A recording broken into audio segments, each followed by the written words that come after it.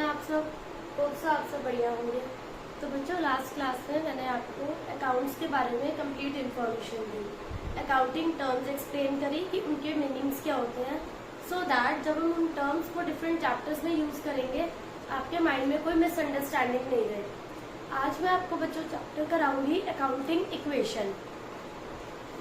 Accounting equation, अब जैसा कि इसका नेम है अकाउंटिंग इक्वेशन, आपको लग रहा होगा कि अकाउंट्स में इक्वेशंस कैसी होती होंगी।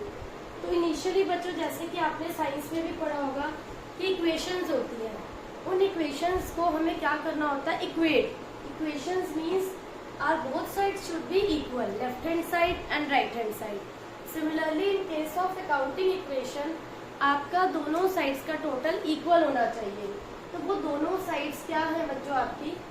वन इज असेट्स, ऑलरेडी मैं आपको मीनिंग क्लियर कर चुकी हूँ। असेट्स क्या होते हैं? प्रॉपर्टी ऑफ बिजनेस, जो बिजनेस का अपना है। It should be equal to liabilities. Liabilities क्या होता है? जो बिजनेस को पे ऑफ करना है, तो बिजनेस का अपना नहीं है, plus capital. Capital is the amount invested by the owner in the business. तो असेट्स जो है लायबिलिटीज प्लस कैपिटल के इक्वल होने चाहिए। इस चैप्टर में हम जितने भी पॉइंट्स को स्टडी करेंगे, आपका मेन फोकस किन पॉइंट्स पे होगा? देखो, फर्स्ट ऑफ ऑल कि हम जो भी क्वेश्चंस करेंगे इस चैप्टर में, हमारा दोनों साइड्स का total after each transaction it should be equal. एक तो हमारा टोटल जो है वो बैलेंस होना चाहिए, इक्वल होना चाहिए। सेकेंडली, कोई भी अगर आप असेट परचेज करते हैं तो आपका असेट साइड पे वो प्लस होता जाएगा, ऐड हो है, और अगर आप कैश पेमेंट करते हैं तो कैश में से आप सब्ट्रैक्ट करेंगे। बट कोई एक्सपेंस है, अगर सपोज एक्सपेंस जैसे आपने रेंट पे करा या कमीशन पे करी, तो वो आपके कैश के बैलेंस को भी कम करता है एंड कैपिटल के बैलेंस को भी। ऐसा एक्सपेंस आपके कैश को भी रिड्यूस करेगा एंड कैपिटल को। या फिर आप कोई बच्चों ड्राइंग्स करते हैं, ड्राइंग्स करने से भी अगर कैश में ड्राइंग्स है, आपका कैश का बैलेंस भी रिड्यूस होगा एंड कैपिटल का भी। तो इन सब बातों का आपको ध्यान रखना है कि दोनों साइड्स का total after each and transaction, आपकी सभी ट्रांजेक्शन्स के बाद ये टोटल इक्वल होना चाहिए। फॉर एग्जाम्पल, मैं आपको एक एग्जाम्पल के थ्रू क्लियर करती हूँ। महेश परचेज गुड्स परचेज करे फॉर कैश। अब गुड्स को अकाउंट्स में नेम देते हैं बच्चों स्टॉक। स्टॉक आपका प्रॉपर्टी है, असेट साइड के नीचे इधर आप स्टॉक का कॉलम ओपन करेंगे, स्टॉक, और यहाँ पर कॉलम है आपका कैश। ठीक है। सपोज हमेशा जो फर्स्ट एंट्री इस क्वेश्चन में आती है वो ये होती है, स्टार्टेड बिजनेस विद कैश। पहले आपने अपना बिजनेस स्टार्ट करा, बिजनेस में आपने लगाया amount, suppose 50,000। Started business with cash, जब बिजनेस स्टार्ट करा, बिजनेस में पैसा लगाया, तो कैश में हम 50,000 प्लस करते हैं कि बिजनेस में कैश आया है, कैश प्लस कैश भी इंक्रीज हुआ एंड आपकी कैपिटल भी इंक्रीज हुई। लायबिलिटीज साइड पर यहाँ पर कैपिटल में भी हम 50,000 बच्चों ऐड करेंगे। कोई भी क्वेश्चन आप स्टार्ट करते हैं, आपकी ऑलमोस्ट जो फर्स्ट ट्रांजैक्शन है it will be started business with cash. आप बिजनेस को स्टार्ट कर रहे हैं, बिजनेस में आप पैसा लगा रहे हैं, तो बिजनेस में कैश आ रहा है 50,000, कैश में भी प्लस हो गया, कैपिटल में भी प्लस हो गया। तो ये हो गई आपकी बच्चों फर्स्ट ट्रांजैक्शन। ठीक है, इसका रिजल्ट निकाला, 50,000 कैश आया एंड 50,000 आपकी कैपिटल। नाउ सपोज आपकी सेकेंड एंट्री है, purchase goods for cash. Business में आपने क्या परचेज करे हैं? गुड्स परचेज करे। गुड्स मतलब स्टॉक आया आपका, यहाँ पर स्टॉक का जो है प्लस हो जाएगा। कितने का लिया आपने? 10,000। फाइन, 10,000 का स्टॉक आया, तो स्टॉक में आपके 10,000 क्या हो जाएंगे? प्लस। लेकिन वो कैश में खरीदा है, तो 10,000 का कैश आप माइनस भी करोगे। फाइन। 10,000 से स्टॉक आपका बच्चों इंक्रीज हो गया एंड 10,000 से कैश आपका रिड्यूस हो गया। अब आप देखो 10,000 का स्टॉक और 40,000 का कैश, इधर भी आपका 50 है और इधर भी आपका 50 है, तो दैट मीन्स आपकी दोनों साइड्स क्या चल रही है बच्चों, अभी इक्वल। मतलब आपका क्वेश्चन बिल्कुल करेक्ट है, कहीं पे कुछ भी मिस्टेक नहीं है। अब फॉर एग्जाम्पल एक पॉइंट है आपका रेंट पेड। अब सपोज आपने रेंट की पेमेंट करी है 5,000 रुपीज। 5,000 का अगर हम रेंट पे कर रहे हैं तो रेंट किस फॉर्म में पे होता है बच्चों, कैश की फॉर्म में। तो कैश का भी बैलेंस अब क्या होगा आपका, कम होगा। कोई भी अगर हम एक्सपेंस पे करते हैं उससे हमारी कैपिटल भी बच्चों कम होती है एंड कैश बैलेंस भी कम होता है। अब आपका यहाँ जो बैलेंस आया 10,000 आपके पास स्टॉक है एंड कैश आपका कम हो गया 35, कैपिटल में से आप लेस करोगे 45। Again your both sides are equal. 10,000 का स्टॉक है हमारे पास, कैश हमारा रह गया 35, कैपिटल में से भी हमने 5,000 सब्ट्रैक्ट कर दिए, कैपिटल रह गई हमारी 45। तो ये दोनों साइड्स हमारी क्या होगी बच्चों, इक्वल। तो यहाँ तक हमारा क्वेश्चन मतलब क्या चल रहा है, बिल्कुल करेक्ट, कुछ भी मिस्टेक नहीं है, क्योंकि दोनों साइड्स का टोटल टैली हो रहा है। जब भी आपका दोनों साइड्स का टोटल टैली नहीं होगा मतलब आपके क्वेश्चन में कुछ मिस्टेक है। अब आपका क्वेश्चन यहाँ तक बिल्कुल करेक्ट है। इसके आगे मैं आपको नेक्स्ट पॉइंट कराती हूँ बच्चों, आप इसे नोट डाउन भी कर सकते हैं या आप इसका स्क्रीनशॉट भी ले सकते हो। अदरवाइज बुक्स में इसी टाइप से आपको डिफरेंट ट्रांजैक्शंस दी हुई है जो आपको क्लियर होनी चाहिए। फर्स्ट ट्रांजैक्शन का अच्छे से आप ध्यान रखोगे।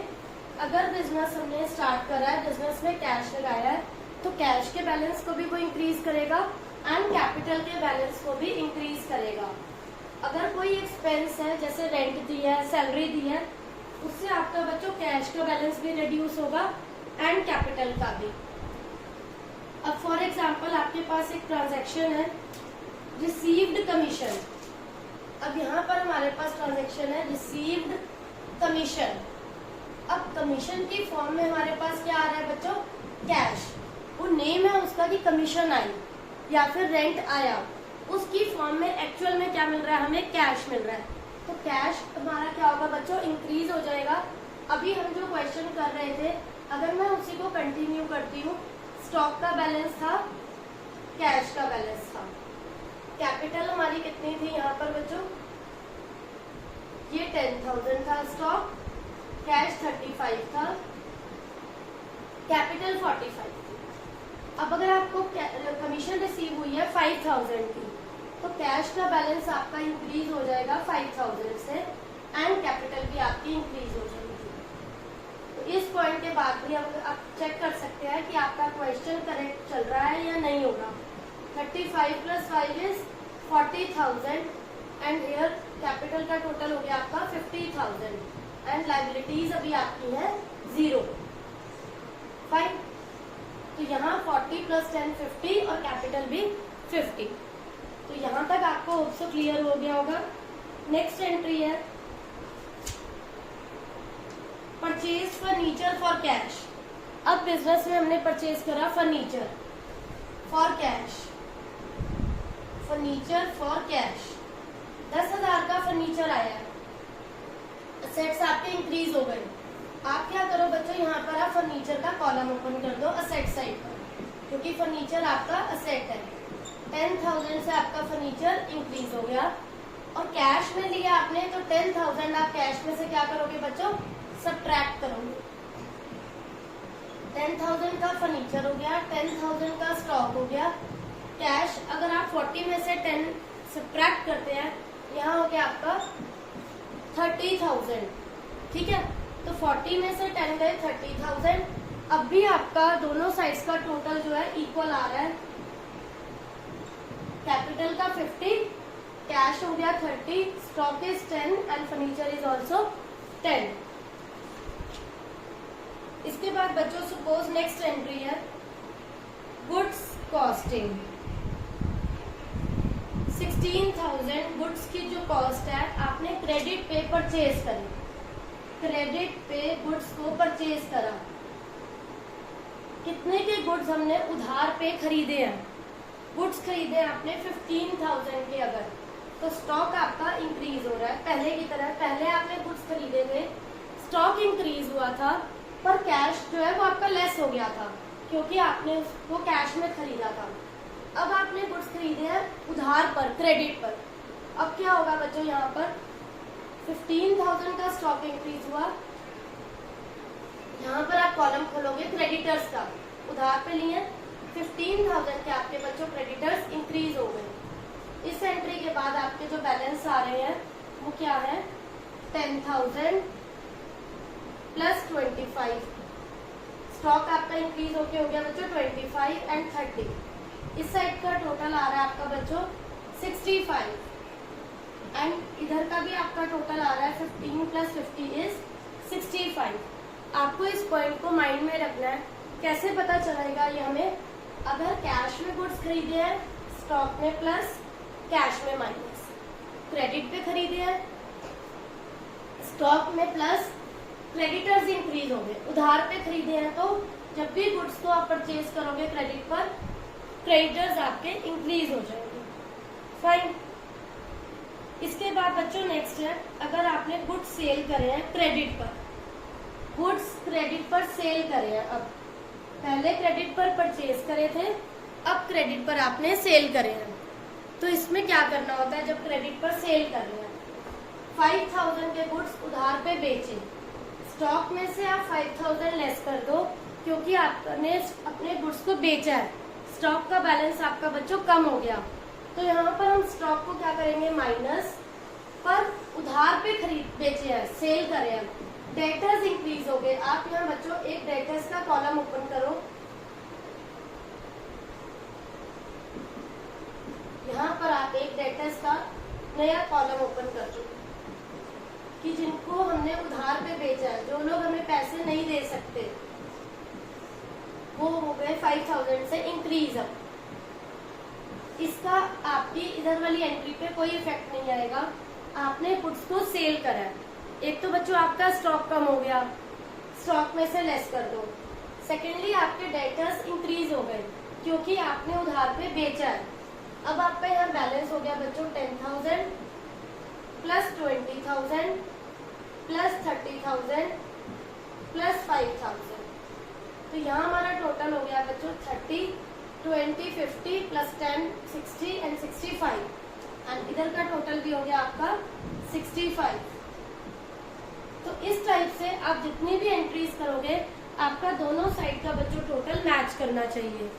तो ये थी बच्चों कुछ ट्रांजैक्शंस जो मैंने आपको करवाई। इस टाइप की ट्रांजैक्शंस की हेल्प से आप अकाउंटिंग इक्वेशन को सॉल्व करेंगे। तो बच्चों एक तो आपका ये पार्ट है जो आपका एग्जाम में क्वेश्चन आता है, एक आपका आता है बच्चों T shape account, T shape account, वो मैं आपको नेक्स्ट क्लास में क्लियर करूंगी।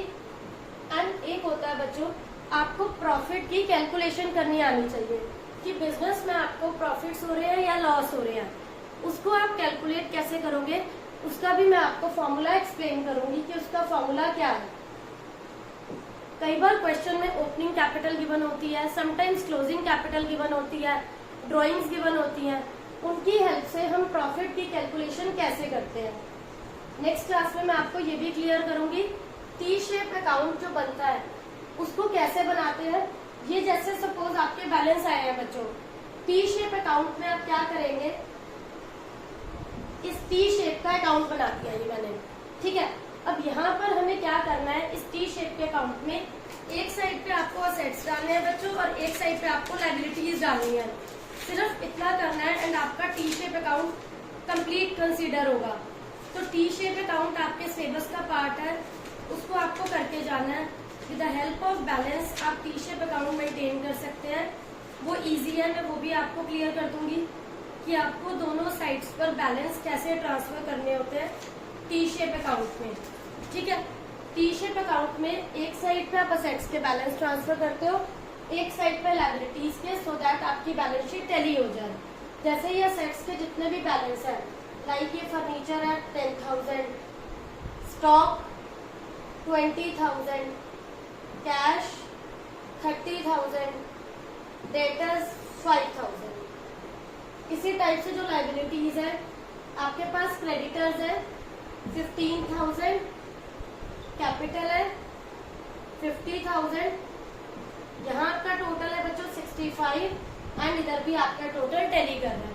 तो एक तो पैटर्न ये है जो मैंने आपको समझाया, ठीक है।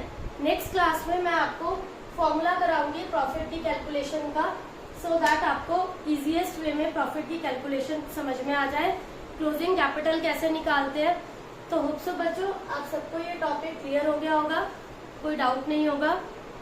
आपको अगर कोई भी डाउट हो you can ask in comment section, no issues. And अगर आपको वीडियो अच्छी लगी हो तो प्लीज लाइक एंड शेयर जरूर करिए। Thank you.